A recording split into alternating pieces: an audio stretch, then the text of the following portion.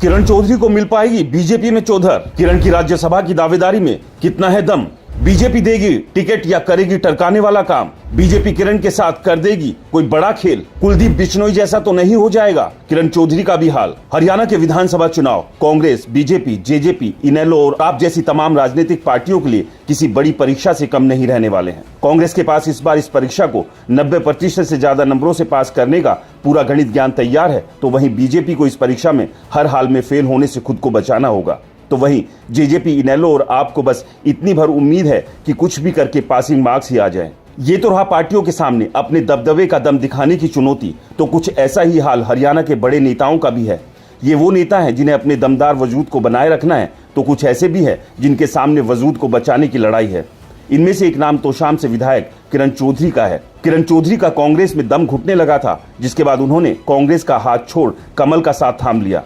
लेकिन क्या किरण चौधरी का जो वजूद और किरण चौधरी की जो अहमियत कांग्रेस में थी, वैसी ही चौधर क्या किरण चौधरी को बीजेपी में मिल पाएगी? बीजेपी के विरोधी हमेशा ये आरोप लगाते हैं, जो बीजेपी में गया उसका पार्टी बंटाधार कर देती है। ऐसे कई उदाहरण भी है जब किसी पार्टी ने गठबंधन किया हो या फिर कोई नेता अपना दल छोड़कर आया हो, उसकी कुछ सालों बाद रेरे माटी हुई है।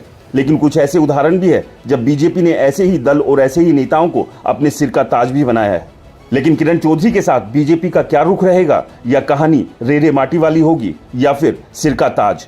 ये टेस्ट तो दो तरीके से होगा। पहला, अगर बीजेपी किरण चौधरी को राज्यसभा भेजती है, और दूसरा, विधानसभा चुनाव में उनकी बेटी और उनके समर्थकों को टिकट देती है, तो किरण चौधरी की चांदी ही चांदी है। लेकिन अगर बीजेपी किरण चौधरी को राज्यसभा नहीं भेजती है और विधानसभा में भी उन्हें या उनकी बेटी या फिर दोनों में से किसी एक को ही टिकट देती है, तो फिर समझना और समझाना मुश्किल नहीं होगा कि किरण चौधरी के साथ क्या हुआ। क्योंकि बीजेपी में कांग्रेस छोड़कर आए एक नेता हाल फिलहाल कुछ इसी तरह के हाल में है कि उन्हें ना तो राम मिले और ना रामलाल, और ये कोई और नहीं बल्कि कुलदीप बिश्नोई हैं। लेकिन चौधरी वीरेंद्र सिंह की बात करें तो कांग्रेस छोड़कर बीजेपी में आए थे, तो पार्टी ने उनको हाथों हाथ लिया था और राम से भी मिलवाया था और रामलाल से भी। आपको क्या लगता है, किरण चौधरी ने कांग्रेस छोड़कर अच्छा किया या फिर अपनी राजनीतिक करियर को डुबो दिया? हमें कमेंट्स कर अपनी राय जरूर दें, और चैनल को सब्सक्राइब नहीं किया है तो चैनल को सब्सक्राइब करना ना भूलें, क्योंकि हम हैं हरियाणा की आवाज।